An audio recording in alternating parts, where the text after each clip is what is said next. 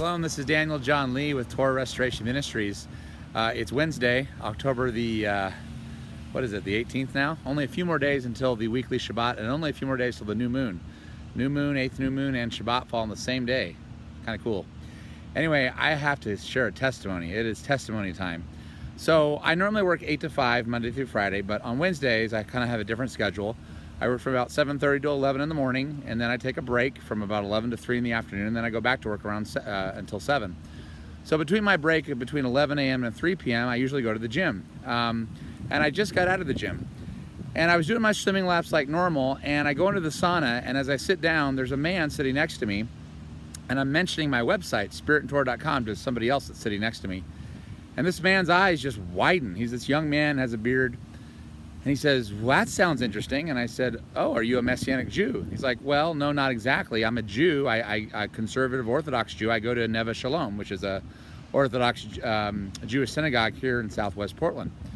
And I said, oh, well, let me share with you something. And so I began to go through all 7 of the feast days. I even went through Purim and Hanukkah. But I went through all 7 of the feast days, especially highlighting Passover, unleavened bread, first fruits, and Shavuot, and the plan of salvation, and then really hitting on Yom Teruah and how that's going to be fulfilled in the resurrection. And he basically, at the end of our conversation, he was like, everything you said makes sense.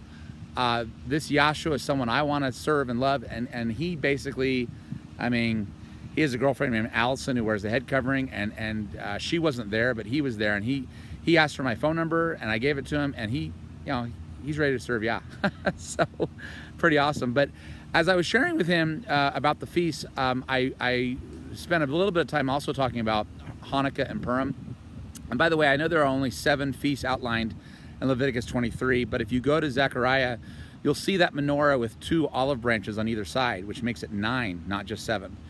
And the reason why Zechariah has those 2 olive branches on either side of the menorah is because there were 2 more feast days that Yah did put into place that will be fulfilled, and that's Purim and Hanukkah.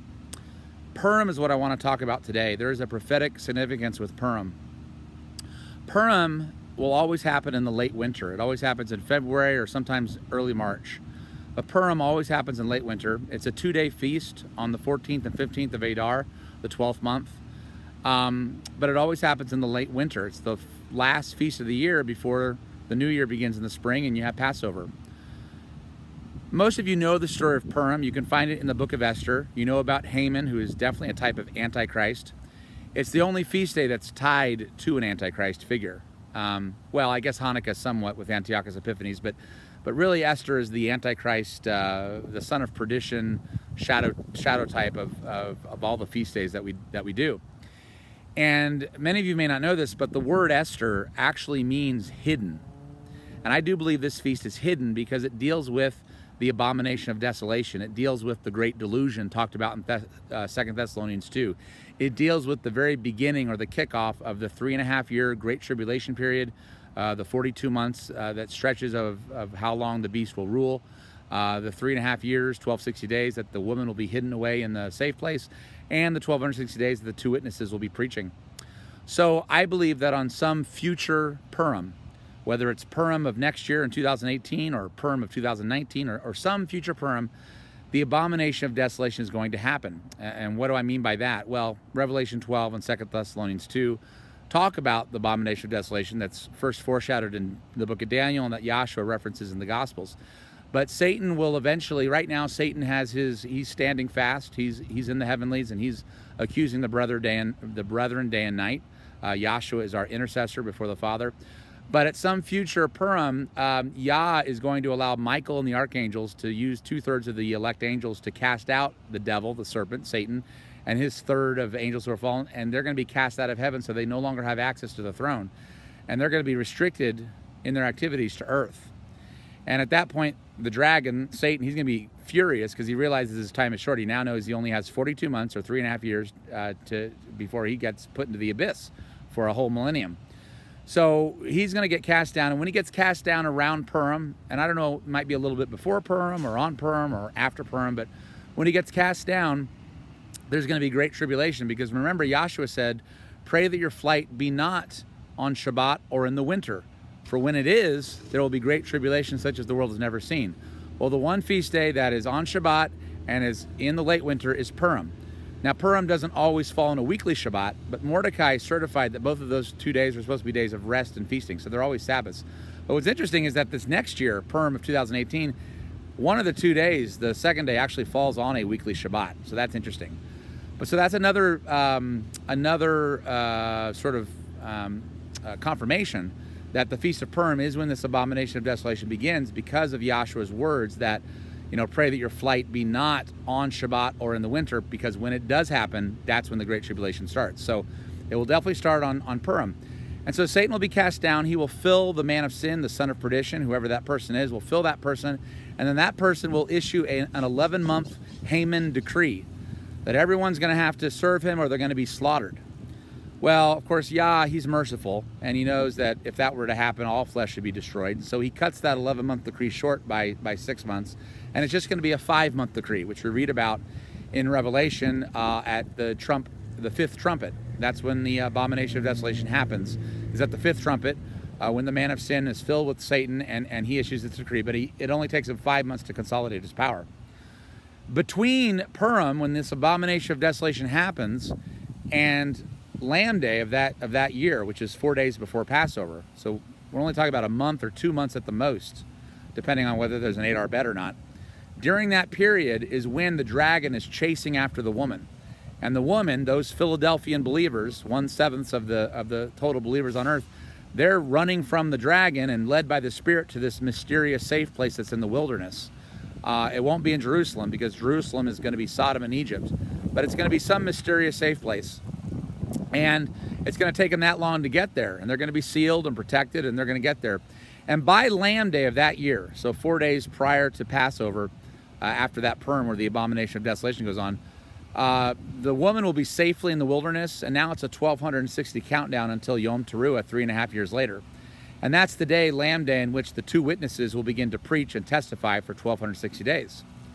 So that abomination of desolation will happen on or around Purim, and Purim is what kicks off this Haman, this Antichrist, this son of perdition. Of course, he's going to rule and reign for 42 months.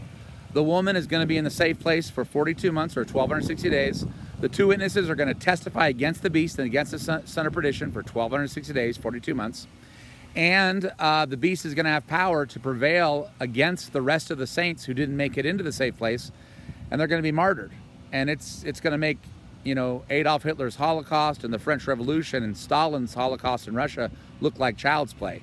He is going to murder every single person who does not bow their knee to this counterfeit Yahshua. Unfortunately, many in the Messianic Hebrew Roots movement right now will actually freely bow down before this counterfeit Yahshua, because they're getting into a wrong spirit and wrong doctrine. That goes for Christians too. But for those who don't, they'll be martyrs, and there's going to be a lot of martyrs during that 42-month, 3.5-year period. At the end of that 3.5-year period, you come to the Feast of Trumpets. That'll be the 7th trumpet in Revelation, right toward the end of the Great Tribulation.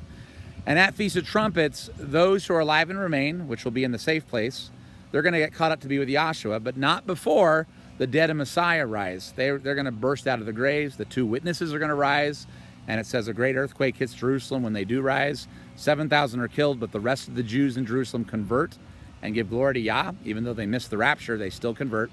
And so the 2 witnesses rise, the dead and Messiah rise, graves open all over the world. It's described as a woe in Revelation. Earthquakes rip across the earth because all these graves are opening. And then we who are alive and remain in the safe place also get caught up to be with Yahshua. And so we now meet Yahshua up in the clouds in our glorified bodies. As we meet them up in the air, the armies of the beasts begin to gather down on earth. And we are with Yahshua in the heavenlies for that 10 days of all. And on the 10th day, Yom Kippur, we stand on the sea of fire and glass where he gives us our rewards. That's Revelation 15. It's also described by Paul in 2 Corinthians, I think it's 3, but it's where he gives us our rewards. There's going to be hay, wood, and stubble, or gold, silver, and, you know, the jewels that will survive the fire. So he'll give us our rewards on Yom Kippur fulfilled. And then 5 days after that, we're going to prepare our wedding garments, and then we're going to have the wedding supper of the Lamb in heaven. Now, there will be a counterfeit wedding supper of the Lamb down on earth with the counterfeit Yahshua. But the real marriage supper of the Lamb that you want to be at, that John describes in Revelation 19, is going to be up in heaven during the Feast of Sukkot that year. And for 7 days, we're going to have that marriage supper of the Lamb with Yahshua. It's going to be awesome. And then on the last great day, the 8th day, we're going to mount up on white winged horses, we're going to follow Yahshua and his angelic hosts and all of the resurrected saints. We're going to follow him down to earth. And he, with the brightness of his coming and the breath of his mouth, is going to destroy the son of perdition, the false prophet, the beast, and take Satan and his angels and throw them into the abyss for 1,000 years. He's going to take up his throne. He's going to land down on Mount Olives along with the rest of us. Mount Olives is going to shatter. It's going to be an earthquake, and he's going to take up his throne. And then and he is going to start his 1,000-year rule. And Hanukkah that year, he will cleanse and purify the temple. And for 1,000 years, he's going to rule and reign with us, his glorified saints, over the nations who survived the tribulation but did not take the mark of the beast. And every year, every nation is going to be commanded to come up to Jerusalem for Sukkot. And if they don't, they're not going to receive any rain. So this is what's going to happen. And it's all going to kick off with Purim. So I don't know if it's going to happen with Purim this next year, although it is interesting that next year, Purim is on, I think it's March 2nd and 3rd, which is a Friday and Saturday. So Purim will literally fall on a weekly Shabbat. And Yahshua said, pray that your flight be not on Shabbat or in the winter, for when it does, that's when Great Tribulation begins. So it's possible. I don't know if it will, but it's possible that the Great Tribulation, the final 3.5 years on which Satan rules, will start next winter. And then that means if it starts next winter, then you go to 2019 is 1 year, 2020 is 2 years, 2021 is 3 years. In the fall of 2021, the fall feast, Yom Kippur, that's when Yahshua takes his place. Now, again, I'm not saying the Great Tribulation starts next winter. I'm hoping revival will start here in Oregon. We're going to see revival and another harvest before the Great Tribulation begins.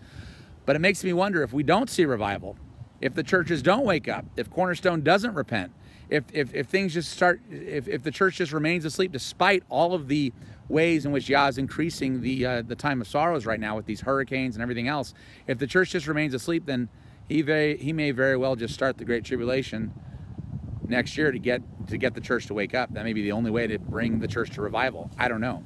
I hope not, but actually I wouldn't mind, because I want Messiah to return. Yes, I want many souls to turn to him, so revival would be great, and that may be the greatest thing on the long run, but I so want Messiah to return.